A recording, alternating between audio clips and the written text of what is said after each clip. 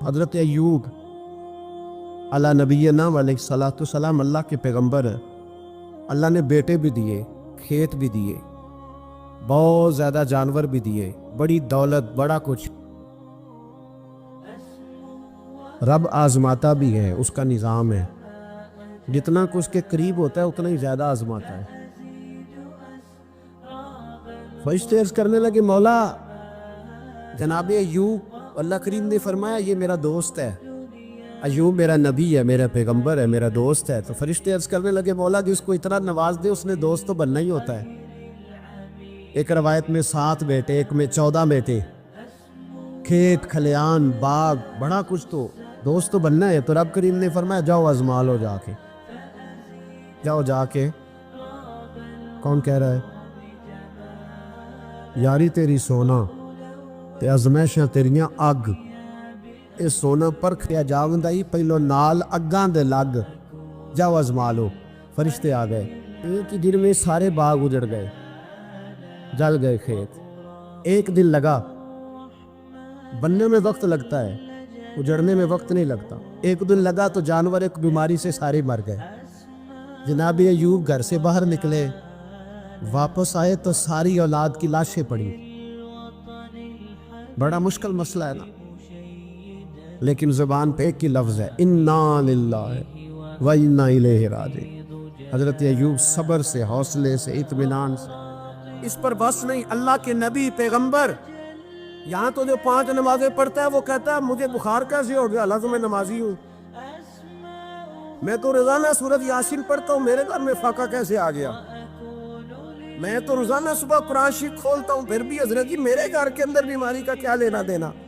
حضرت ایوب بیمار ہو گئے. 1 2 3 4 ہفتے، مہینے، سال نہیں، 16 سال بیت گئے بیمار ہیں. 16 سال بیت گئے، 16 سال.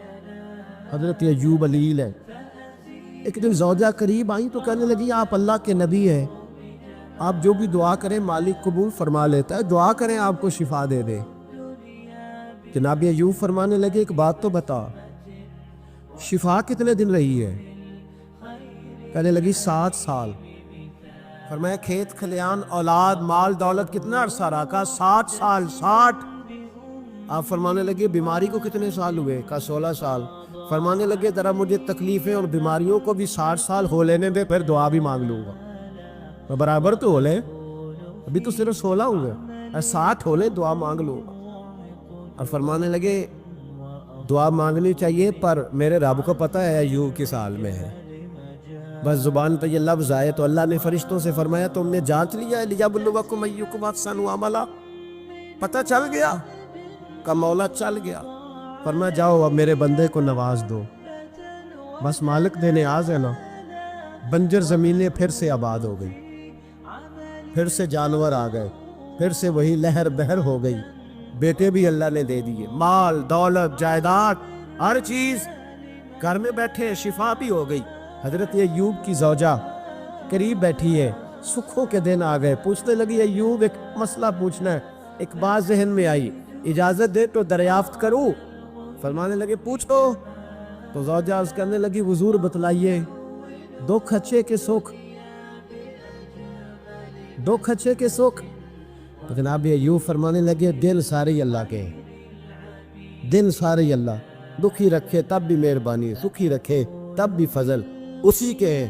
پر اگر میرے دل کا حال پوچھے نا تو دکھ بڑے اچھے تھے، بڑے اچھے تھے وہ دکھ. کہا حضور دکھ اچھے تھے؟ تو جناب ایوب فرمانے لگے جب میں بیمار تھا تو میرا رب 24 گھنٹے میں ایک دفعہ میرا حال پوچھا کرتا تھا. رب پوچھتا تھا ایوب تیرا کیا حال ہے؟ رب پوچھتا تھا، خدا خود میرے مدلسبو اللہ پوچھتا تھا. فرماتے ہیں 12 گھنٹے اس مزے میں ہی گزر جاتے تھے کہ میرے رب نے میرا حال پوچھا ہے. 12 گھنٹے اس کیف میں بیت جاتے کہ اللہ نے حال پوچھا ہے. اور فرمایا اگلے 12 گھنٹے میں انتظار کرتا رہتا تھا کہ رب دوبارہ کب حال پوچھے گا. فرمایا 24 گھنٹے میں ایک دفعہ پوچھتا تھا. 2 عمر دراز مانگ کے لائے تھے 4 دن، 2 آرزو میں کٹ گئے، 2 انتظار میں. تو فرماتے ہیں بس یہ اس طرح حال گزر جاتا تھا. فرمانے لگے شفا تو ہو گئی، صحت تو ہو گئی، کھیت کھلیان تو ہو گئے پر اب میرا رب میرا حال تو نہیں نہ پوچھتا۔ حضرت یونس علی نبینا علیہ الصلوۃ والسلام نے ایک دن حضرت جبریل امین ملنے آئے تو جناب یونس علیہ السلام کہنے لگے اے جبریل، اللہ کے نیک بندوں میں جو اللہ کو اس وقت سب سے زیادہ پسند ہے نبیوں کے بعد، جو کرنا بات کا جو سب سے زیادہ اللہ کو پسند ہے نبیوں کے بعد ولیوں میں، اور سب سے زیادہ اللہ جس کو اللہ کی بارگاہ میں عبادت گزار لکھا جاتا ہے، میری اس بندے سے ملاقات کرا۔ تو حضرت جبریل نے جناب یونس علیہ السلام کو ساتھ لیا تو ایک شخص کے پاس پہنچے جو آنکھوں سے اندھا تھا، دونوں ہاتھ اس کے سلامت نہیں تھے اور پورے جسم میں پیپ جاری تھی، ریشہ تھا۔ جب جا کے السلام علیکم کہا نا حضرت یونس نے، اس نے وعلیکم السلام کے بعد پہلا لفظ پتہ کیا کہا؟ اس نے کہا یا اللہ تیرا شکر ہے، یا اللہ تیرا، آپ بھی ادا کریں اللہ کا شکر، یا اللہ تیرا شکر ہے۔ حضرت یونس علیہ السلام کہنے لگے تو شروع سے اس طرح کا ہے، نابینا بھی اور ہاتھوں سے معذور بھی اور سارا جسم شروع سے؟ تو بڑے ہی خوبصورت لفظ اس بیمار نے کہے، کہنے لگے نہیں حضور میں بالکل ٹھیک ٹھاک تھا، جب تک میرے رب نے چاہا کہ یہ دنیا کو دیکھے تو تب تک اس نے مجھے آنکھیں دی، اور جب اس نے چاہا کہ اب اس کا دیکھنا بہتر نہیں تو اس نے واپس لے لی۔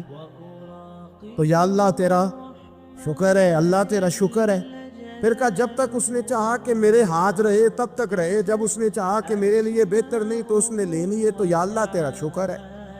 جب تک اس نے چاہا کہ میرا جسم صحیح و سلامت رہے تو رہا، اور جب اس نے چاہا کہ میرے لیے بہتر نہیں تو مجھے بیمار کر دیا، تو یا اللہ تیرا شکر ہے۔ تو حضرت یونس علیہ السلام کہنے لگے جبریل واقعہ یہ اللہ کا سب سے زیادہ شکر گزار بندہ ہے، سب سے زیادہ عبادت گزار بندہ ہے، سب سے زیادہ۔ حضرت شعیب علی نبینا علیہ الصلوۃ والسلام اتنا روئے کہ بینائی چلی گئی۔ صاحب رسالہ قشیریہ نے لکھا ہے آنکھوں کی روشنی ظاہری طور پر چلی گئی، اللہ نے پھر آنکھیں عطا کی۔ حضرت شعیب علیہ السلام پھر روئے، آنکھوں کی بینائی چلی گئی، اللہ نے پھر عطا کی۔ پھر روئے کہ آنکھوں کی بینائی چلی گئی، رب کریم نے پھر عطا کی۔ پھر ایک دن پوچھا مالک نے، کریم ہے نا جب چاہے پوچھے، بے نیاز ہے نا جب چاہے نہ پوچھے۔ اب پوچھا تیسری دفعہ، کہا اے شعیب اگر تو روتے ہو جنت کے لیے تو جنت آج سے ہی تمہارے نام کی، اور اگر روتے ہو دوزخ سے ڈر کے تو تمہیں آج سے آزاد کیا۔ سارا کچھ جانتا ہے رب، پر پوچھتا ہے بتاؤ نا روتے کیوں ہو؟ خدا بندے سے خود پوچھے روتے کیوں ہو، بتاؤ نا۔ حضرت شعیب پھر رو پڑے، کہنے لگے مالک نہ جنت کی تڑپ نہ دوزخ کا خوف، میں تو تیری ملاقات کے شوق میں روتا ہوں، کبھی ملنا، کبھی وہ زیارت کی جو تڑپ ہے۔ اقبال کہنے لگے کبھی اے حقیقت منتظر نظر آنا لباس مجاز میں، لاکھوں سجدے تڑپ رہے ہیں میری جبین نیاز میں۔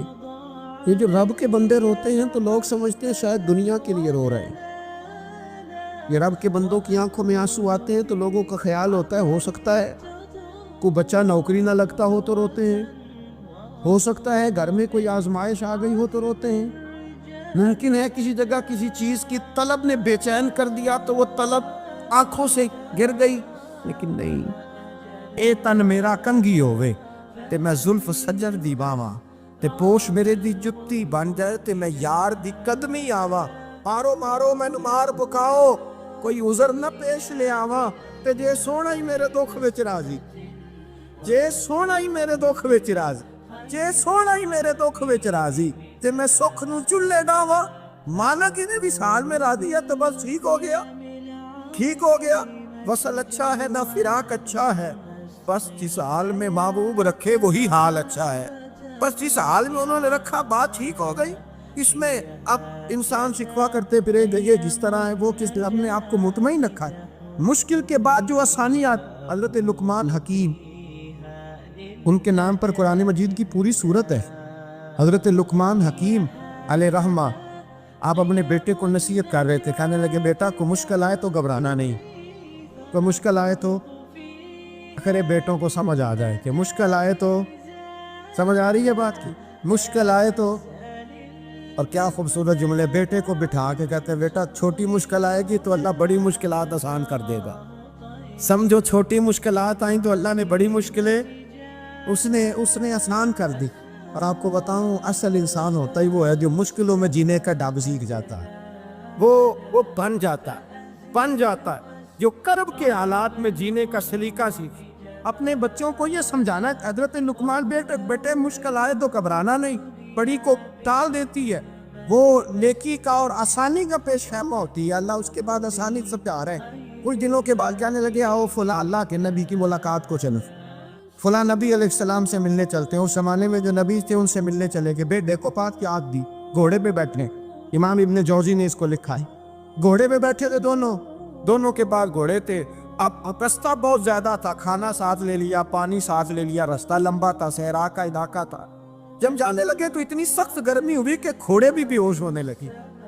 اچانک ایسی گرم لو چلی کہ گھوڑے بھی. اب دونوں باپ بیٹا جو تھے وہ بڑی جوش میں تھے کہ جانا ہی جانا ہے. گھوڑے سے اتر کر کے پیدل چلنے لگے. اب پیدل چلتے چلتے ذرا آگے گئے تو گرمی میں جتنا بندہ پیدل چلتا ہے اتنا پیاس بھی زیادہ لگتی ہے. تو پانی پیتے رہے، کھانا کھاتے رہے، کھانا پانی بھی ختم ہو گیا. تھوڑا آگے چلے نا، اس قدر تکلیف بڑی کہ حضرت جناب لقمان کے بیٹے کے پیر کے اندر ایک ہڈی پیوست ہو گئی. اتنی بڑی ہڈی تھی وہ اندر ہی چلی گئی. پیر خون کے فوارے گرنے لگے. بیٹا بھی ہوش. حضرت لقمان اس کے سرانے بیٹھے تو بیٹا تھا نا، آنکھوں میں آنسو آ گئے. بیٹے نے آنکھ کھولی تو کہنے لگا ابا جی آپ تو صبر کرنے والے ہیں، آپ رو رہے ہیں. اور میں بیٹے میں کیا کروں، میرے سینے میں جو دل ہے وہ ایک باپ کا دل. تو باپ جو ہوا تیری دکھ پر رونا ہے. بڑی مشکل سے دانت کے ساتھ ہڈی نکالی. ہڈی نکلی تو خون بھی چلا. صاحب زیادہ کہنے لگا حضور آپ نے تو کہا تھا ہر مشکل کے بعد آسانی ہوتی ہے، اور چھوٹی مشکل دے کے اللہ بڑی سے بچا لیتا ہے، تو ہم تو اچھے کام چلے تھے. مشکل پہ مشکل یہ کیا ہے؟ حضرت لقمان کہنے لگے بیٹا نہ تو رب کی حکمتوں کو جانتا ہے، نہ پوری طرح میں جانتا ہوں، لیکن جو میں نے کہا تھا وہ بات سچی ہے. فَإِنَّ مَعَ الْعُسْرِ يُسْرًا إِنَّ مَعَ الْعُسْرِ يُسْرًا. اللہ ہر مشکل کے بعد آسانی عطا فرمائے گا. اور فرمایا میرا ایمان ہے کہ ضرور عطا فرمائے گا. یہ بات کہہ رہے تھے کہ سامنے سے دھواں اٹھا. اتنا سخت دھواں اٹھا کہ آپ نے سوچا شاید وہاں بادی آواز آتے. وہاں چلنے لگے تو پیچھے سے کسی نے آواز دی ٹھہر جاؤ، رک. وہی رک گئے. تھوڑی دیر گزری تو کہا رک جاؤ. جب رکے تو ایک بولنے والا بولا، کہنے لگا تمہارے لیے تھوڑی دیر کے بعد جانوروں کا بندوبست کر دیا جائے گا، کھانے کا بھی بندوبست ہو جائے گا، بچے کا پیر بھی صحیح ہو جائے گا، چلے جانا لیکن ذرا ٹھہرو. حضرت لقمان کہنے لگے بولنے والے تو کون ہے؟ تو کہنے لگے میں اللہ کا فرشتہ ہوں. میں اللہ کا فرشتہ ہوں. کہا اللہ کے فرشتے اور یہ سارا کچھ کیا ہے؟ تو فرشتہ کہنے لگا اصل بات یہ ہے کہ صاحب نے بستی پر مجھے عذاب نازل کرنے کا حکم ملا تھا. آپ بڑی تیزی سے آ رہے تھے. میں نے رب سے دعا کی کہ اللہ اس باپ بیٹے کی غلطی کوئی نہیں، مہربانی فرما. رب نے پہلے آپ کو صحرا میں الجھایا، پھر میری دعا کی برکت سے آپ کے گھوڑے ٹھہر گئے، پھر میری دعا کی برکت سے آپ کا پانی ختم ہوا، پھر میری دعا کی برکت سے آپ کے بیٹے کو زخم آیا، پھر میری دعا کی برکت سے سامنے سے دھواں اٹھا. فرمایا یہ جو تمہیں مشکل پہ مشکل آ رہی تھی، یہ تو میرا رب تمہیں عذاب سے بچانا چاہ رہا تھا. یہ جو تمہیں مشکل پر مشکل آ رہی تھی تو میرا مالک تمہیں عذاب سے بچا رہا، تم سمجھ نہیں رہے تھے. حضرت لقمان نے بیٹے کی طرف دیکھا تو بیٹے کہنے لگے ابا جی بات بالکل سچی ہے، افضل الذکر لا علم. اور پھر پڑھنے لگے حسبنا اللہ و نعم الوکیل نعم المولا و نعم النصیر. یہ ورد ہونے لگے. بھائی جب تجھے مشکل آتی ہے، آزمائش آتی، تو اس وقت سمجھتا ہے پتہ نہیں میرے ساتھ کیا بننے لگا ہے. اللہ تبارک و تعالیٰ چھوٹی مشکل دے کے تجھے بڑی سے محفوظ رکھتا ہے. حضرت موسیٰ علیہ السلام فرعون کے دربار میں کھڑے ہیں، چاروں جانب دشمن ہی دشمن ہے. جادوگر آ گئے، انہوں نے سانپ چھوڑے. حضرت موسیٰ کے ہاتھ میں ڈنڈا تھا. حضرت موسیٰ کہتے ہیں یا اللہ کیا کروں؟ اللہ تعالیٰ نے فرمایا اپنا سانپ پھینک دو. کہنا چاہیے تھا نا کہ یا اللہ ایک ہی کچھ ہے، اتنے سانپ ہے، بچانے کے لیے ڈنڈا ہے وہ پھینک دو. ڈنڈا پھینکا جاتا ہے، سانپ کو دیکھ کر کے قابو کیا جاتا ہے. یہ میرا اور آپ کا ذوق ہے نا، لیکن انبیاء کرام کا انداز ملاحظہ کیجئے میرے عزیزو. اللہ فرماتے ہیں ڈنڈا، اے موسیٰ ڈال دے اپنا عصا. پہلے نہیں فرمایا کہ سام بن جائے گا، فرمایا بس تو ڈال دے۔ میں اور آپ ہوتے ہیں تو سام سامنے ہے، ڈنڈا ہاتھ میں ہے، ہم کہیں گے عجیب بات ہے، یہی تو دفاع کی چیز ہے، اسی کو ڈال دوں تو بچوں گا کیسے؟ کہا ڈال دو، تو حضرت موسیٰ نے ڈال دیا، کہا میرے رب کا حکم ہے تو میرے لیے بہتر ہی ہوگا۔ اللہ فرماتے ہیں جب موسیٰ نے ڈالا تو میں نے اس ڈنڈے کو، اس عصا کو اژدہا بنا دیا۔ اب کبھی عصا بھی اژدہا بنے، کبھی چھڑی بھی بہت بڑا اژدہا بنی ہے، لیکن قرآن کہتا ہے جناب موسیٰ نے ڈالا تو اللہ نے اژدہا، بلکہ اس سے پیچھے چلیے، عورتیں کمزور یقین کی ہوتی ہے نا، جناب موسیٰ پیدا ہوئے تو اللہ فرماتے ہیں میں نے موسیٰ کی ماں کے دل میں بات ڈالی، ماں کے دل میں صندوق میں ڈال کے تو اس کو دریا میں بہا دے۔ حضرت موسیٰ کلیم اللہ علیہ السلام کے پاس اسرائیل روح نکالنے آئے تو حضرت موسیٰ نے تھپڑ مارا، آنکھ نکال دی، واپس گئے۔ اللہ انہوں نے تو جلال فرمایا، کہا موسیٰ علیہ السلام سے کہیے بیل کی پشت پر ہاتھ رکھیں، جتنے بال ان کے دست مبارک کے نیچے آئیں گے اتنے 1000 سال ان کی عمر بڑھا دی جائے۔ یعنی میرے کان میں کوئی بتا دے کہ جناب 60 سال بڑھ گئی، کیا آپ کے کان میں کوئی کہہ دے تو خوشی ہوتی ہے کہ نہیں؟ لیکن یہ حقیقت پسندی نہیں، اس لیے کہ 60 بھی گزر جائیں گی، 70 بھی، یہ حقیقت نہیں۔ حضرت موسیٰ کلیم، چلے میں مثال دیتا ہوں، سمجھ لے 10 بال، حالانکہ بہت زیادہ آتے ہوں گے، 10 بال اگر حضرت موسیٰ کے ہاتھ کے نیچے آئے تو 10,000 سال تو عمر بڑھ گئی نا۔ 10 یعنی 10 سال نہیں، 10 نہیں، 10 بہت زیادہ تھی نا۔ تو حضرت موسیٰ کلیم اللہ علیہ السلام سے آ کے عرض کیا گیا حضور بیل کی پشت پر ہاتھ رکھیں، جتنے آپ کے ہاتھ کے نیچے بال آئیں گے اتنے 1000 سال عمر بڑھ جائے گی۔ تو حضرت موسیٰ نے حقیقت پسندی والی بات کی، فرمایا پھر کیا ہوگا؟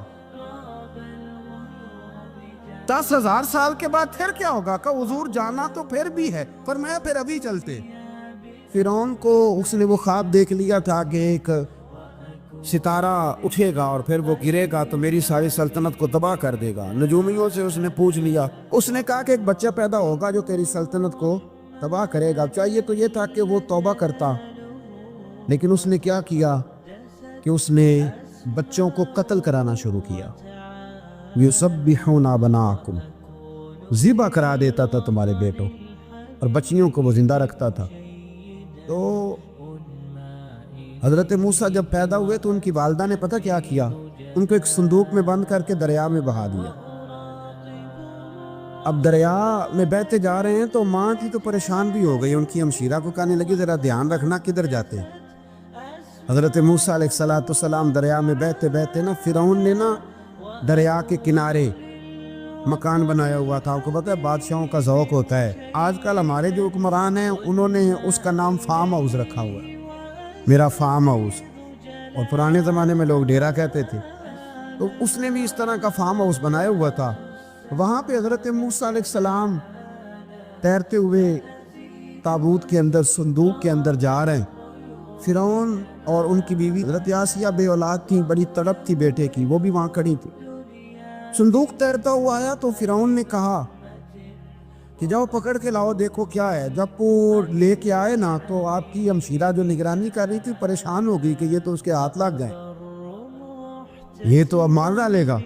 لیکن جب خوبصورت اور چمکتا ہوا بچہ دیکھا تو بی بی آسیہ کہنے لگی یہ بنی اسرائیل کا ہے ہی نہیں، یہ تو پتہ نہیں کہاں سے بہتا ہوا یہاں آ گیا ہے، تو ایسے ہی چھوڑ، یہ پتہ نہیں کہاں سے، یار رکھ نہ لیں، رکھ نہ لیں۔ تو حضرت موسیٰ علیہ السلام وہ کہنے لگا نہیں انہی کے ہیں، موسیٰ علیہ السلام اسی کے ہیں۔ تو آسیہ کہنے لگی تیرے تو سر پہ نا بس بھوت ہی سوار ہو گیا، ہر وقت وہی لوگ تجھے یاد رہتے، یہ پتہ نہیں کہاں سے بہ کے آئے۔ اب رکھ لیا، مان گیا فرعون۔ آپ فرعون کے گھر میں جو اس لیے بچے مروا رہا تھا کہ میری سلطنت حضرت موسیٰ پیدا نہ ہو جائے، تو اسی کے گھر میں پرورش پانے لگے، اسی کے گھر میں۔ اب عورتیں منگائیں گئی دودھ پلانے کے لیے، تو حضرت موسیٰ علیہ السلام کسی بی بی کا دودھ نہیں پیتے، تو آپ کی ہمشیرہ نہ وہیں دائیں بائیں گھومتی رہتی۔ تو کہنے لگی جناب آسیہ سے کہ میں ایک بی بی کو جانتی ہوں، بڑی صاف ستھری ہے، مجھے امید ہے یہ بچہ اس کا دودھ پیے گا۔ تو فرعون کہنے لگا دوڑ کے لا، تو اپنی والدہ کو لے کے آئی، تو حضرت موسیٰ نے فوراً دودھ پینا شروع کر دیا۔ فرعون کو پھر تھوڑا شک ہوا، ایک روایت یوں بھی لکھی ہے بعض لوگوں نے کہ فرعون ایک دن اٹھایا ہوا تھا حضرت موسیٰ کی ابھی تھوڑی سی عمر تھی، تو آپ نے اس کی داڑھی پکڑ کے تو ایک گھونسا دے مارا، جلالی تو شروع سے ہے نا، تو کہنے لگا آسیہ تو مان نہ مان یہ بچہ وہی ہے۔ تو حضرت بی بی آسیہ کہنے لگی کہ تجھے غلط فہمی ہے، یہ وہ نہیں ہے۔ اس نے کہا دیکھو نا، یہ تو اٹھاتی ہے تو پیار کرتا ہے، اور میرے جب قریب آتا ہے تو اس کے لب و لہجے میں تلخی محسوس کرتا ہوں۔ اس نے کہا بچوں کو کیا پتا، خیر ایک طرف اس نے کھانے پینے کی چیزیں رکھ دی، ایک طرف انگارے رکھ دیے۔ وہ بھی حضرت آسیہ کہتی ہیں کہ تجھے سمجھ آئے بچے بچے ہوتے، حضرت موسیٰ بچے تو تھے پر تھے تو اللہ کے نبی نا، اللہ کے نبی تھے۔ جب اس نے کہا نا یہ بچے ہیں، تو حضرت موسیٰ علیہ السلام بجائے انگاروں کی طرف جانے کے، نبی تھے، وہ سیدھے کھانے پینے والی چیزوں کی طرف بڑھنے لگے۔ پھر ان کہنے لگا آپ بتا، اللہ تعالیٰ نے حضرت جبریل کو بھیجا، انہوں نے کہا ادھر نہیں جانا، آپ ادھر جائیے۔ تو آپ آگ کی طرف گئے اور ایک کوئلہ اٹھا کے زبان پہ رکھ لیا۔ واسی کہنے لگی سمجھ آئی، بچے کو کیا پتا کدھر جانا ہے کدھر نہیں جانا، اگر وہ اتنا ہی خیال ہوتا وہی بچہ ہوتا تو آگ۔ اور بعد مفسرین نے لکھا ہے یہ جو حضرت موسیٰ دعا مانگتے تھے نا رب اشرح لی صدری ویسر لی امری، یہ وہ آگ کا انگارہ جب کوئلہ منہ میں رکھا تھا نا تو اس کی وجہ سے زبان میں کچھ لکنت آ گئی، تو آپ دعا کرتے تھے کہ یا اللہ میری زبان کی وہ بند گرا کھول دے تاکہ میں کھل کے فرعون کے سامنے بات کر سکوں۔ وہیں حضرت موسیٰ پلنے لگے، وہیں پلے، وہیں جوان ہوئے، وہیں اللہ نے ساری دولتیں دی، بہن بھی ملی، ماں بھی ملی، اور سارے عزیزوں کا پیار بھی ملا۔ اسی گھر کے اندر اللہ نے پرورش کر کے فرعون کے ظلم سے بنی اسرائیل کو نجات عطا فرمائی کہ موسیٰ بھی فرعون کے گھر میں پلنے لگے، اور جب جوان ہو گئے تو فرعون کے ہاں جو ظلم ہوتا تھا حضرت موسیٰ اس پر بول پڑتے تھے، جلال فرماتے، تو فرعون پھر ناراض رہنے لگا، یہاں تک کہ اس نے آپ کو نکال دیا، آپ تشریف لے گئے وہاں سے۔ تو حضرت موسیٰ ایک دن شام کے وقت دوبارہ آئے بستی میں، لوگ سوئے ہوئے تھے، تو دو آدمی، ایک بنی اسرائیل میں سے اور ایک فرعون کی اپنی قوم میں سے، وہ دونوں آپس میں جھگڑ رہے تھے، لیکن وہ جو حضرت موسیٰ کی بنی اسرائیل کی قوم کا شخص تھا اس پر وہ قبطی، وہ جو فرعون کے قریبی لوگوں میں سے تھا، وہ ظلم کر رہا تھا اور بوجھ اٹھانے کی بات کر رہا تھا۔ اب اس نے حضرت موسیٰ کو پکارا کہ دیکھے میرے ساتھ کس طرح کی بات کر رہا ہے، تو حضرت موسیٰ کا ارادہ بھی نہیں تھا، آپ نے بس اس کو سمجھایا، پر کچھ لوگوں کو سمجھ، تو حضرت موسیٰ نے پھر ایک مکہ مارا، ایک گھونسا مارا، صرف ایک ہی۔ یہ کئی تگڑے اور دلیر اس طرح کے بھی ہوتے ہیں کہ گھونسا ایک بھی برداشت نہیں کرتے، وہ ایک مارا، آدمی دھڑام سے زمین پہ گرا اور ماری گیا۔ حضرت موسیٰ کا ارادہ نہیں تھا لیکن وہ مر گیا۔ حضرت موسیٰ علیہ السلام نے اس بات پر اپنے رب سے استغفار بھی فرمائی، قرآن کہتا ہے کہ انہوں نے معافی چاہی کہ اللہ میرا ارادہ نہیں تھا۔ بہرحال اگلے دن نا حضرت موسیٰ دوبارہ آئے، وہ سنا کرتے تھے نا ہم کہ بیوقوف دوست سے عقل مند دشمن بہتر ہوتا ہے، وہ کم از کم دشمنی تو عقل مندی سے کرتا ہے نا، لیکن جو بیوقوف دوست ہو بیوقوفی۔ حضرت موسیٰ دوبارہ آئے تو وہ بنی اسرائیلی اگلے دن کسی اور سے جھگڑا کر رہا تھا، پھر اس نے مدد کے لیے پکارا تو حضرت موسیٰ کہنے لگے مجھے لگتا یہ ہے کہ تیری عادت ہے، خود بڑا جھگڑالو ہے، تو نے روز نیا جھگڑا شروع کیا ہوتا ہے۔ حضرت موسیٰ جب اس کی طرف بڑھے نا ڈانٹنے کے لیے تو اس نے شور کرنا شروع کر دیا، کہنے لگتا ہے جس طرح آپ نے اسے کل قتل کیا تھا مجھے بھی قتل ہی کریں گے۔ یہ انسانوں کا مزاج ہے کہ آپ جب تک کسی کے طبیعت کے مطابق چلے گئے وہ راضی رہتا ہے، اور ذرا آپ اس کی طبیعت سے ہٹتے ہیں تو وہ شور کرتا ہے۔ اس نے کہا جی آپ مجھے بھی لگتا ہے ماریں گے۔ حضرت موسیٰ کلیم اللہ علیہ نبینا علیہ السلام کے بارے میں جب اس نے شور کیا تو بات پھر فرعون کے دربار تک گئی، وہ تو پہلے ہی بہانہ تلاش کر رہا تھا۔ اس نے کہا ڈھونڈو، پکڑو اور معاذ اللہ شہید کریں گے۔ کسی نے آ کے خبر دی کہ آپ یہاں سے ہجرت کر دیں، اس لیے کہ آپ کے لیے یہاں حالات درست، اور بھائی یہ چھوڑ دیا کریں بات کہ فلاں آدمی کے حق میں فلاں جگہ حالات کیسے خراب ہوئے، تو نبی کریم علیہ السلام مکہ چھوڑ کے کیوں آئے؟ حضرت موسیٰ علیہ السلام نے ہجرت کیوں فرمائی؟ یہ ایک ایسی عجیب بحث ہے جس کو لوگ بلا وجہ چھوڑ دے، بلا وجہ چھیڑ دیتے ہیں۔ اور بالخصوص ایک خاتون نے ایک دفعہ مجھے پیغام دیا تو میں بڑی اس کی بات سن کے مجھے عجیب لگا. وہ کہنے لگی کہ دوسری جگہ میری شادی ہوئی ہے, مجھے طلاق ہو گئی تھی, تو مجھے ایک تانا روز سننے کو ملتا ہے تو اتنی اچھی ہوتی تو وہاں نہ رہ لیتی. یہ کوئی تانے والی بات ہے؟ کوئی ضروری ہے کہ بیوی غلط ہوتی ہے تو طلاق ہوتی ہے؟ اللہ کے محبوب علیہ السلام کی 2 صاحبزادیوں کو ابو لہب کے 2 بیٹوں نے طلاق بھیج دی تھی. کس کی غلطی تھی؟ آپ کیا کہہ سکتے ہیں یہاں کیوں طلاق؟ تو اتنی جلدی بات تھوڑی کر دیں گے آپ, تھوڑی احتیاط فرمائیں بولنے. حضرت موسیٰ علیہ السلام وہاں سے نکلے اور آپ مدین کی طرف چلے گئے. مدین وہ علاقہ تھا جہاں فرعون کی حکومت کوئی نہیں تھی. حضرت موسیٰ جیسے ہی وہاں پہنچے تو ان کے اندر ایک جذبہ تھا, ظلم ہوتا نہیں دیکھ سکتے. جب وہاں پہنچے تو انہوں نے دیکھا لوگ اپنے اپنے جانوروں کو گھاٹ پہ پانی پلا رہے ہیں اور 2 خواتین ہیں وہ بالکل پیچھے کھڑی ہیں. تو حضرت موسیٰ کلیم آگے بڑھ کے کہنے لگے تم کیوں نہیں پانی پلاتی؟ تو وہ کہنے لگی ہمارا بھائی کوئی نہیں, باپ ہمارا بوڑھا ہے. اللہ اکبر. مجبوری یہ ہے, ہم ہیں بھی پردہ دار گھرانے کی, مجبوری ہماری یہ ہے کہ جب تک یہ سارے لوگ پانی پلا نہیں لیں گے اتنی دیر تک ہماری باری نہیں آئے گی. تو حضرت موسیٰ کلیم اللہ علیہ السلام فرمانے لگے اچھا یہ بات ہے تو جانور مجھے دو. وہ ہو یہ رہا تھا کہ چونکہ مرد پانی پلا رہے تھے اور جتنے بھی مرد آتے جاتے تھے وہ گھستے جاتے تھے اور عورتیں بیچاری کھڑی تھیں. حضرت موسیٰ جھٹ سے آگے بڑھے, پیچھے ہٹو. ان 2 خواتین پاک باز عورتوں کے جانوروں کو پانی پلایا اور پھر آپ دوبارہ وہیں بیٹھ گئے. وہ بیویاں جلدی جلدی گھر گئیں, جا کے اپنے والد سے کہنے لگی ابا جی کمال ہو گیا, اس بستی میں ایک ایسا آدمی ملا ہے جو عورتوں کی طرف دیکھتا ہے تو نیکی کرنے کے لیے آگے بڑھتا ہے, جو مجبور اور بے کس کے لیے اچھے جذبات رکھتا ہے. فرمایا جلدی لاؤ. کچھ مفسرین اور طرف بھی گئے ہیں لیکن جمہور نے لکھا ہے کہ وہ حضرت شعیب علیہ السلام تھے. حضرت شعیب نے گھر بلایا, اپنی ایک بیٹی کو بھیجا, فرمایا بیٹے بلا کے لاؤ. وہ جب گھر آئے تو آپ فرمانے لگے آپ میرے ساتھ اجرت طے کر لیں, 8 سال یا 10 سال آپ میری بکریوں کو چرائیں, میرے گھر میں رہیں. اور پھر فوراً ہی فرمانے لگے اگر آپ ہمارے گھر میں رہیں گے دیکھ بھال کریں گے تو میں اپنی ایک بیٹی کا نکاح بھی آپ کے ساتھ کر دوں. تو 8 سے 10 سال حضرت موسیٰ نے وہاں قیام فرمایا. اور پھر جب آپ کا نکاح ہو گیا تو آپ اپنی بیوی کو لے کے مصر کی جانب جا رہے تھے, تو رستے میں نا ٹھنڈ زیادہ ہو گئی تو اپنی زوجہ سے کہنے لگے وہاں آگ جل رہی ہے, میں تیرے لیے آگ لے کے آتا ہوں تاکہ تو تاپ سکے, گرمی حاصل کر سکے. وہاں گئے تو درخت سے آواز آئی موسیٰ میں تیرا رب ہوں. درخت سے آواز آئی موسیٰ میں تیرا رب ہوں. اور حضرت موسیٰ کلیم اللہ کو وہاں وہی آنی شروع, وہیں اللہ تعالیٰ نے انہیں وہ عصا عطا فرمایا جو پھر بعد میں اژدہا بنتا تھا. رب کریم نے وہیں حضرت موسیٰ کلیم کو وہیں ید بیضا عطا فرمایا. اپنا ہاتھ گریبان میں ڈال کے نکالتے تھے تو چاند اور سورج کی طرح روشنی دیا کرتا. ید بیضا لیے بیٹھے ہیں اپنی. میں کبھی کبھی کہا کرتا ہوں کہ مولا کے دینے کے انداز بڑے انوکھے ہیں. بھائی یوسف کو کنویں میں پھینکتے تو اللہ مصر کا حکمران بنا دیتا.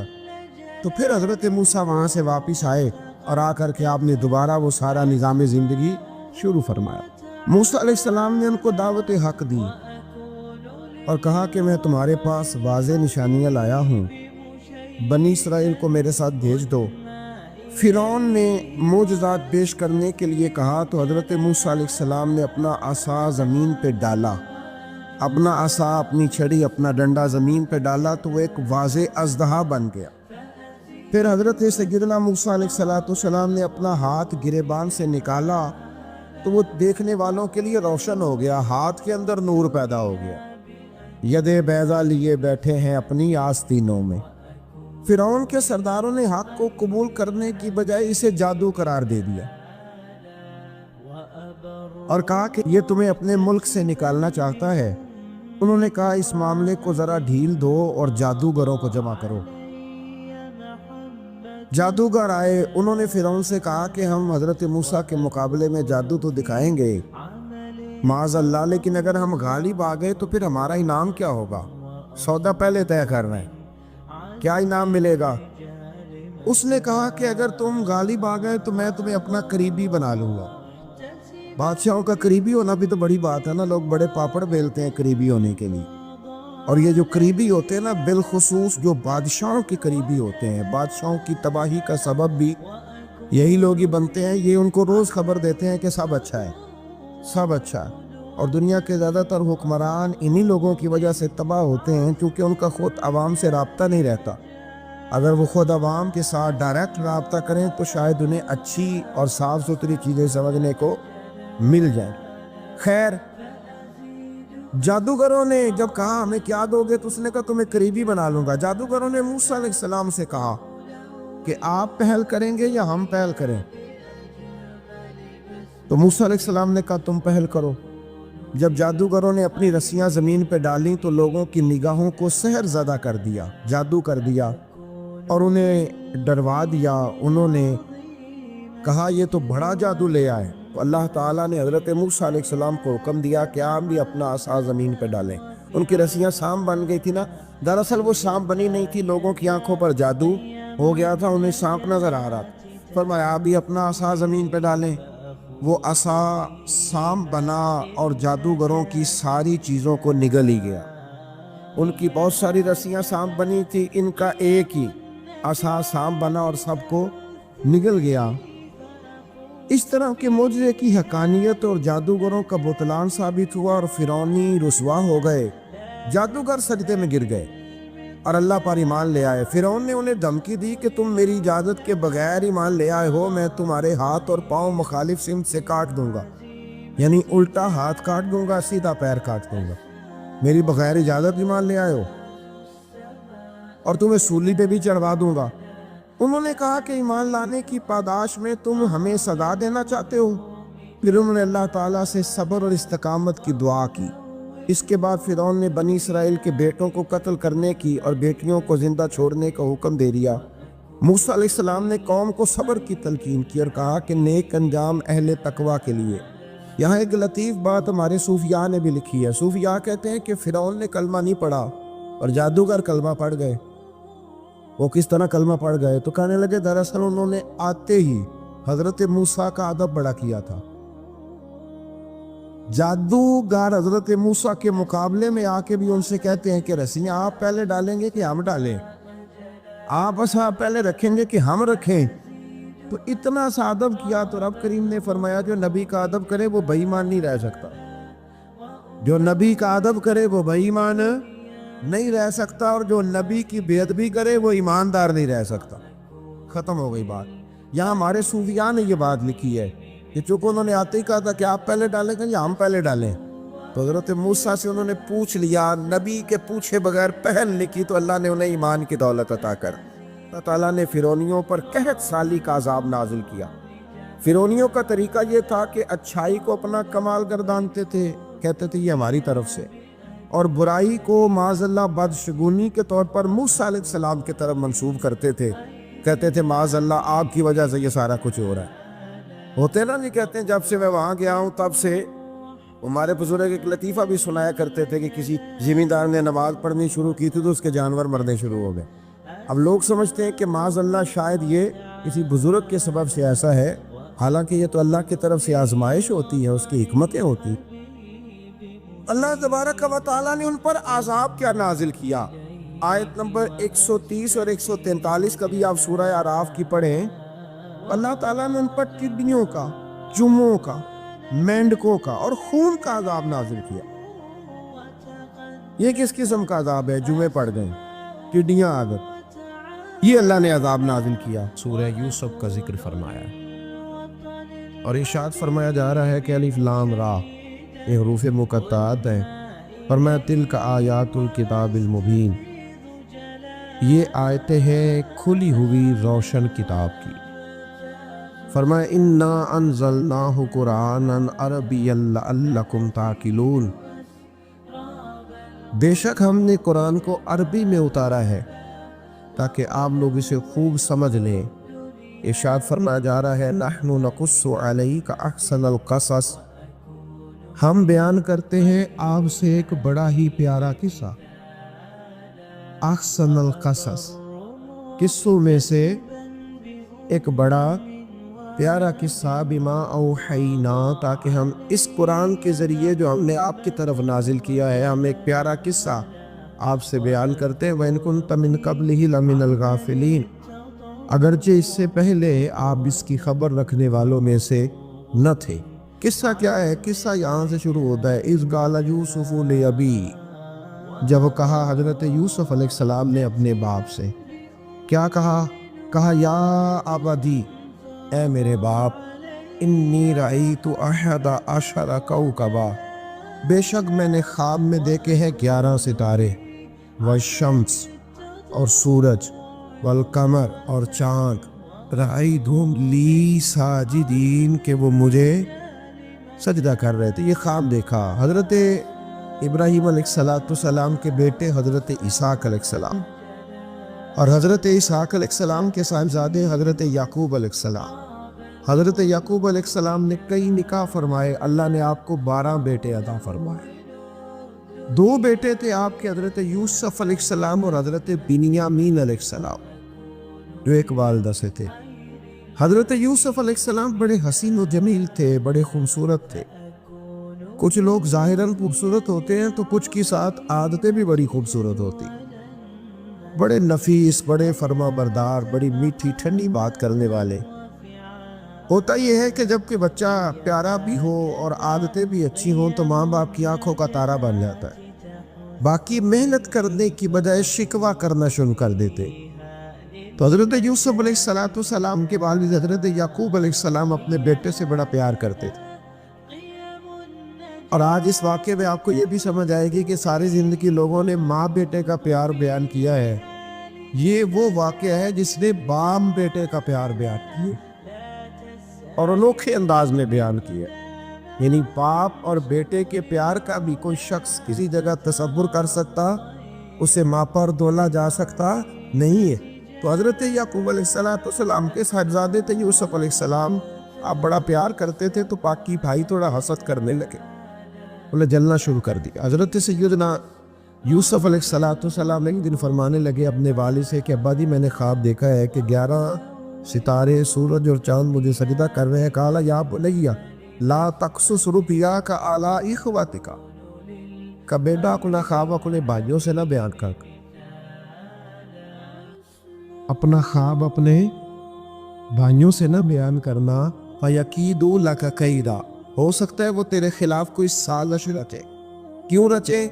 اس لیے کہ ان الشیطان للانسان عدو مبین، بے شک شیطان آدمی کا کھلا ہوا دشمن، وہ ہر وقت وسوسہ اندوزی کرتا ہے۔ تو لہٰذا بھائیوں سے بات بیان آپ نے نہیں بیان کی، آہستہ آہستہ میں وہ حسد بڑھتا۔ حسد بہت بڑی بیماری ہے، اگر نبیوں کے بیٹوں میں ہو سکتا ہے تو عام انسانوں میں کیوں نہیں ہو سکتا؟ انبیاء کے بیٹے اگر کر سکتے ہیں تو عام لوگ بھی۔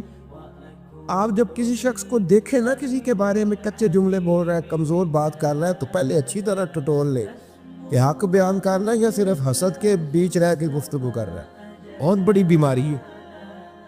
انہوں نے ایک چال بنائی 10 نے مل کے کہ اس طرح کریں کہ ان کو کوئی سخت سزا نہیں، انہیں قتل کر دیتے۔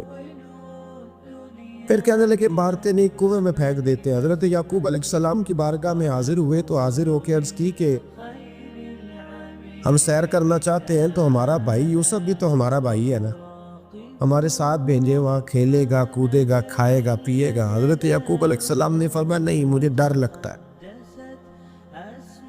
کہ کہیں میرے یوسف کو کوئی تکلیف نہ پہنچے۔ کچھ ایسے ہوتے ہیں جنہیں جدا کرنے کو دل ہی نہیں کرتا کہ وہ جائیں نہ۔ کئی دفعہ بعض بچے نالائق ہوتے ہیں، وہ جدا ہوتے ہیں لیکن ان کو جدا کرنے کو دل ہے، لیکن حضرت یوسف تو لائق بچے تھے نا اپنے والد کے، ان کا بھی نہیں ارادہ تھا۔ بھائی لے گئے اور لے جا کر کے حضرت یوسف علیہ السلام کو پہلے بہت زیادہ مارا، پھر حضرت یوسف علیہ السلام کا کرتا اتار کے ان کے ہاتھ باندھے، پھر بڑے بھائی نے یہودا نے رسی کے ساتھ باندھ کے کنویں میں لٹکا دیا، اور پھر جب درمیان میں پہنچے تو پھر رسی کو کاٹ دیا۔ حضرت یوسف جب گرے پانی میں آواز آئی تو ہنسے۔ مفسرین نے لکھا ہے کہ اللہ تعالیٰ نے حضرت جبریل امین کو بھیجا، فرمایا جاؤ میرے یوسف کو پکڑ کے نا تو احتیاط کے ساتھ ہی چرا۔ حضرت یوسف کو رکھ دیا گیا، 3 دن اور 3 راتیں جناب یوسف کنویں میں رہے۔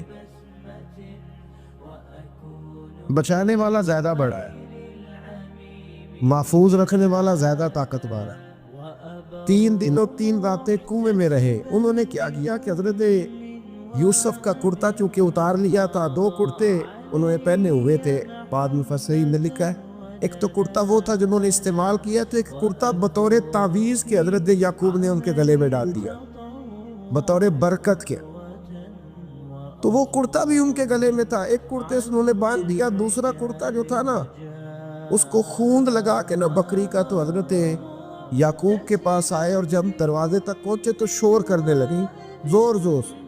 حضرت یعقوب پریشان ہو کے باہر آئے، چونکہ وہ بکریاں بھی ساتھ لے کے گئے تھے، بکریاں چرایا کرتے تھے، تو کہا بکریوں کو بھیڑیا تو نہیں پڑ گیا؟ تو کہنے لگے حضور بکریوں کو تو نہیں پڑا، پر حضرت یوسف کو لے گیا ہے، اور حضرت یوسف علیہ السلام شہید ہو گئے۔ حضرت یعقوب علیہ السلام نے نا وہ کرتا دیکھا تو کرتا دیکھ کے فرمانے لگے بڑا سیانہ تھا بھیڑیا، یوسف سارا کھا گیا ہے پر کرتا کسی جگہ سے پھٹا بھی نہیں۔ اس کا مطلب ہے کہ حضرت یعقوب کو سمجھ آ گئی کہ میرے یوسف کو بھیڑیے نے کھایا نہیں ہے، یہ قرآن مجید ہے۔ فرمایا بڑا سمجھدار تھا بھائی، کرتا پھٹا بھی نہیں اور یوسف وہ سارا کھا گیا۔ اب یہ روز وہاں بکریاں چرانے جاتے تھے، یا جناب یعقوب تو رونے لگے تو بھائی روز جاتے تھے، جھانک جھانک کے دیکھتے کہ یوسف ہے کہ نہیں۔ تیسرے دن ایک قافلہ وہاں سے گزرا جو مصر جا رہا تھا، انہوں نے پانی نکالنے کے لیے جب ڈول لٹکایا تو حضرت یوسف نے پکڑ لیا۔ اس شخص نے حضرت جناب یوسف علیہ السلام کو اوپر کھینچا، جب اب واپس اوپر زندہ نکل آئے تو بھائی پھر حیران ہو گئے، ابھی بھی شکر ادا نہیں کیا کہ 3 دن کے بعد دیکھو اللہ نے کتنا فضل فرمایا ہے۔ لیکن وہ پھر کہنے لگے قریب آ کے نا اس سے، یہ ہمارا بھاگا ہوا غلام ہے، اگر تمہیں چاہیے تو لے لو، سستا بیچ دیں گے۔ حضرت یوسف کا قول بعد مفسرین نے لکھا ہے، آپ فرماتے ہیں کہ مجھے جب انہوں نے تھپڑ مارے تو اتنی تکلیف نہیں ہوئی، کنویں میں پھینکا تو اتنی تکلیف نہیں ہوئی، تکلیف تب ہوئی جب انہوں نے مجھے بھائی نہیں مانا اور کہنے لگے یہ ہمارا بھاگا ہوا غلام ہے۔ تو کہا کتنے کا بیچو گے؟ کہا تم 20 درہم دے دو اور لے لو۔ 20 درہم کا جناب یوسف کو بیچ دیا۔ وہ لے گئے مصر کی منڈی میں، وہاں قیمت لگنے لگی، کتنے ہزار، اتنے ہزار، اتنے ہزار۔ اللہ اکبر۔ جناب یوسف کہتے میں نے وہ رنگ بھی دیکھا کہ جب میرا باپ سب سے بڑھ کر مجھ سے پیار کرتا تھا، اور آج میں وہی یوسف ہوں جس کی بولیاں لگ رہی، جس کی بولیاں لگ رہی۔ عزیز مصر آ گیا، مصر کا جو مال خزانہ کا مالک تھا وہ شخص آ گیا۔ اس میں بھی کئی اقوال ہیں کہ وہ بادشاہ تھا کہ کیا تھا، بہرحال عزیز مصر آیا، خزانوں پر قبضہ اسی کا تھا۔ اس نے حضرت یوسف علیہ السلام کے وزن کے برابر سونا تول کے دیا، وزن کے برابر چاندی تول کے دی، وزن کے برابر اس نے ہیرے جواہرات دیے، پھر گھر لے گیا۔ اور جناب یوسف علیہ السلام فرماتے ہیں میں ایک آزمائش سے نکلا، جب گھر آیا تو بڑے سکون سے رہنے لگا۔ عزیز مصر نے اپنی بیوی زلیخا سے کہا اس کا خاص خیال رکھنا۔ فرماتے محبت ملنے لگی، پیار ملنے لگا، گھر میں بڑی خوشی سے رہنے لگا، پر اللہ کو کچھ اور ہی منظور تھا۔ آزمائش پر آزمائش ذرا دیکھیے گا، پہلے باپ کا پیار، پھر کنواں، پھر کنویں سے بچ گئے تو مصر کی منڈی۔ فرماتے وہاں سے میں بچ کے آیا، عزیز مصر کے گھر رہنے لگا، زلیخا فریفتہ ہو گئی، گناہ کی دعوت دینے لگی۔ تو حضرت یوسف نے کہا قال معاذ اللہ، میں اللہ کی پناہ چاہتا۔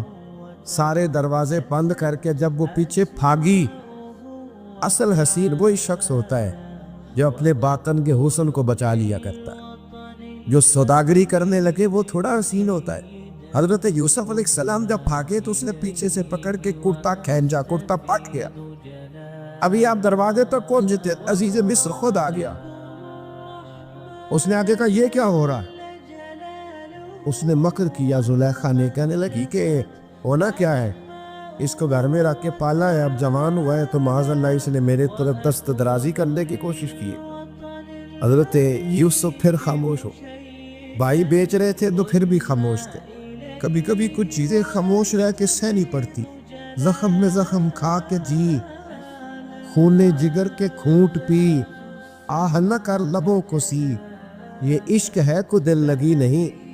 حضرت یوسف علیہ السلام پھر چوپ ہے۔ زلیخا نے بڑی باتیں کی۔ ایک دانا آدمی تھا، قرآن کہتا ہے ایک بولا بولنے والا، ایک عقل مند بولا۔ اس نے کہا دیکھو، نہ زلیخا کی سنو نہ یوسف کی سنو، اگر تو کرتا آگے سے پھٹا ہوا ہے تو پھر غلطی ہے جناب یوسف کی، اور اگر پیچھے سے پھٹا ہے تو پھر زلیخا کی غلطی۔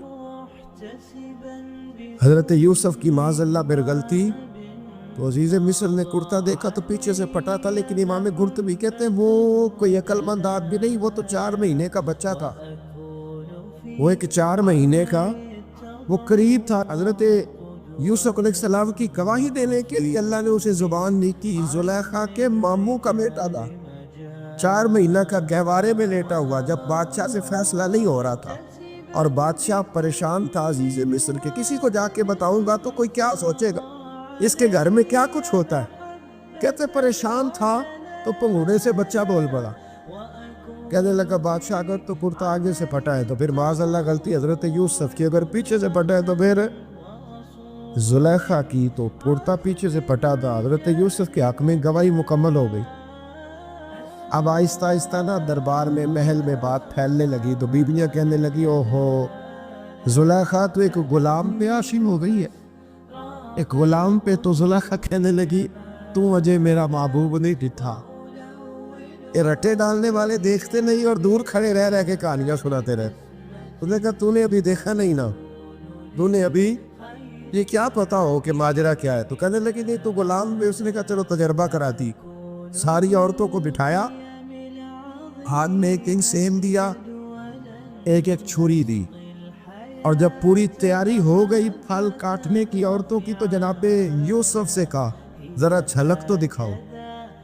تو حضرت یوسف نے جب جھلک دکھائی تو قرآن کہتا ہے سیب کاٹنے کی بجائے ہاتھ کاٹ لی، اور کہنے لگی اوہو یہ کوئی بشر نہیں، یہ تو کوئی فرشتہ ہے، یہ کوئی فرشتہ ہے، یہ تو کوئی اللہ تبارک و تعالیٰ کی طرف سے آنے والا کوئی کرامت والا، عزت والا، شان والا فرشتہ ہے۔ حضرت زلیخا کہنے لگی سمجھ آئی ہے پھر تو مجھ پر شکوہ کرتی تھی۔ تو اب وہ بات بھی آہستہ آہستہ پھیلنے لگی کہ حضرت یوسف علیہ السلام کی غلطی نہیں، غلطی زلیخا کی۔ اب بادشاہ نے زلیخا سے کہا کہ اگر تو میں تیری بات کروں تو تیرے ساتھ میری بدنامی کا بھی ڈر ہے، کیا کرے؟ طے یہ پایا کہ حضرت یوسف کو جیل میں ڈال دیا گیا۔ پہلے بھائیوں کے تھپڑ، پھر کنواں، پھر مصر کی منڈی، پھر زلیخا کا الزام، اور پھر باری آ گئی جیل جانے۔ تو حضرت یوسف علیہ السلام کو جیل میں، کچھ نے لکھا ہے 12 سال جیل میں رہے، جیل میں ڈال دیا۔ حضرت یوسف علیہ السلام جیل میں کیا کرتے؟ بعض فرماتے تبلیغ فرماتے، لوگوں کو اللہ کی توحید کی دعوت دیتے۔ وہاں جیل میں نا ایک شخص نے خواب دیکھا، اس نے دیکھا کہ میرے سر پہ نا پرندے کھا رہے۔ تو حضرت یوسف کہنے لگے اس کی تعبیر یہ ہے کہ تجھے قتل کیا جائے گا، تیری لاش کچھ دیر پڑی رہے گی تو پرندے تیرے سر پہ آ کے بیٹھے گے، یہ تعبیر ہے۔ ایسا ہی ہوا، واقعی وہ شخص قتل ہو گیا۔ ایک شخص نے دیکھا کہ وہ شراب کشید کر رہا، اس نے بھی تعبیر پوچھی تو آپ نے فرمایا تو اپنے بادشاہ کو بلائے گا۔ محسوس ہوتا ہے کہ اتنی دیر تک شراب ناجائز نہیں تھی، تو اس کو شراب پلائے گا، یہ اس کی تعبیر ہے۔ وقت گزرتا گیا، وقت جو ہوتا ہے نا، وقت یہ خود بخود لوگوں کی بے گناہی ثابت کر دیتا ہے۔ ایک وقت میں نا پراپوگنڈا ہوتا ہے تو ہر آدمی پراپوگنڈے کا شکار ہوتا ہے، پھر جب وقت گزرتا جاتا ہے تو خود بخود وقت کا گزرنا کچھ چیزوں کا خود بخود حال بن جاتا ہے۔ حضرت یوسف علیہ نبینا علیہ السلام کو جب 12 سال بیت گئے تو بادشاہ نے، عزیز مصر نے خواب دیکھا۔ اس نے خواب دیکھا کہ 7 موٹی تازی گائیں دبلی پتلی گائیں کو کھا رہے، اور 7 خشک بالیاں ہیں، اور 7 سرسبز و شاداب بالیاں ہیں۔ اپنے وزیر سے کہنے لگا کوئی تعبیر والا بندہ ملے۔ اس نے کہا کہ ایک بندہ ہے جس کی تعبیریں بڑی سچی ہے۔ وہ کون؟ کہنے لگے جناب یوسف۔ تو قید خانے میں پیغام بھیجا حضرت یوسف کو کہ خواب کی تعبیر بتائیں، تو جناب یوسف نے یہ نہیں کہا پہلے مجھے باہر نکالو، یہ نہیں فرمایا۔ فرمایا تعبیر یہ ہے، یہ جو 7 خشک بالیاں دیکھی ہے نا، اس کا مطلب ہے کہ 7 سال تنگ دستی رہے گی، اور 7 سال سبز بالیاں دیکھی ہیں تو پھر 7 سال اللہ خوشحالی دے لے گا۔ اور فرمایا یہ جو تم نے گائے دیکھی ہے موٹی تازی وہ کھا گئی، اور میں اس کی تعبیر یہ ہے کہ کوشش کرنا جو تمہارے پاس دن یہ چل رہے ہیں جن میں سرسبز و شاداب ہے کھیتیاں، تو 7 سالوں کے لیے اناج جمع کر لینا، بالیوں کے اندر ہی رہنے دینا، باہر نہ نکال، اور پھر اگلے جو خشک سال ہوگے نا وہ جو جمع پونجی کی ہوگی نا اس کی برکت سے وہ 7 سال آسانی سے۔ اس پر ہمارے مفسرین نے لکھا اس آیت پر، صوفیاء اور بزرگ تو کہتے ہیں نا سارا اللہ کے راستے میں دے دو، یہ بھی بات اچھی ہے، لیکن اگر کوئی اپنے بچوں کے لیے آنے والے وقت کے لیے کچھ چیزیں سنبھال کے رکھے تو یہ بھی سورہ یوسف سے ثابت ہے، یہ بھی سورہ یوسف سے، تو یہ بھی کوئی ایسا فعل نہیں ہے جس پر کوئی شخص تنقید کر سکے۔ عام دام برسر مطلب حضرت یوسف نے جب تعبیر بتائی تو بادشاہ کہنے لگا کہ انہیں باہر نکالو، آپ فرمانے لگے میں نہیں نکلتا بھائی، نہیں نکلتا میں جیل سے، یہی ٹھیک ہوں میں، آپ کیوں نہیں نکلتے؟ کہنے لگے پہلے اعلان کر کے لوگوں کو بتا کہ میں بے قصور ہوں، وہ جو تو نے پراپوگنڈا کیا نا اپنے منہ سے اعلان کر۔ اس نے جناب زلیخا کو بلایا، ان عورتوں کو بلایا، وہ عورتیں ساری سامنے آئیں، انہوں نے گواہی دی کہ یوسف تو بے گناہ ہے۔ پر سال کتنے لگ گئے؟ اللہ اکبر، 12 سال لگ گئے۔ یقین کریں کچھ لوگوں کو یہ ثابت کرنے میں نا کہ میں ٹھیک ہوں زندگی بیت جاتی، اور میں تمہارا خیر کا ہوں زندگی بیت جاتی ہے۔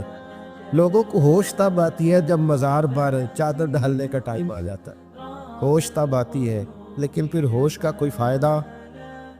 12 سال کے بعد بادشاہ نے ان کو بلایا اور کہنے لگا کہ یہ جو خواب میں نے آپ کو سنایا آپ کرنا کیا ہے؟ تو حضرت یوسف کہنے لگے تم سے کچھ بھی نہیں ہوگا، اگر کچھ کرنا ہے تو پھر یہ خزانے کی ذمہ داری میری لگاؤ، اگر کوئی قابل آدمی ہو تو وہ آگے بڑھ کے بات کر سکتا ہے، یہاں ہر بندے آگے بڑھ کے کہنا مجھے دے دو ڈیوٹی، لیکن کامل ہو تو وہ آگے بڑھ کے بات کرے اور سمجھے کہ میرے علاوہ کسی کے لیے مشکل ہے تو پھر وہ آگے بڑھے۔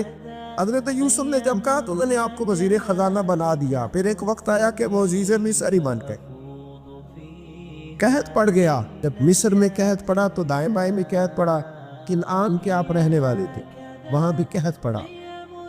حضرت یعقوب بیٹے کی یاد میں رو رو کے تو آنکھوں کی بینائی چلی گئی، اور یارو باپ بھی بڑا ہی پیار کرتا ہے، بڑا ہی پیار کرتا ہے، بڑا ہی، پتہ ہے باقی تمہیں تحفے دیتے ہیں، باقی تم سے محبت کرتے ہیں، تو باپ تو بیٹے کو اپنی جوانی دے دیتا ہے، اپنی جوانی اپنے بیٹے کے نام کر دیتا ہے، باپ بھی بڑا ہی پیار کرتا ہے۔ سنگیو کوئی نہیں تول سکتا، بچے ایسے گھوم رہے ہوتے ہیں نا آپا جی کے سامنے تو ان کا اٹھنا بیٹھنا چلنا ہی بڑا پیارا لگتا ہے، کہاں آنا جانا ہی بڑا پیارا لگتا ہے۔ باپ کا تو قدر روز اونچا ہوتا ہے کہ اللہ نے مجھے لال عطا فرمایا۔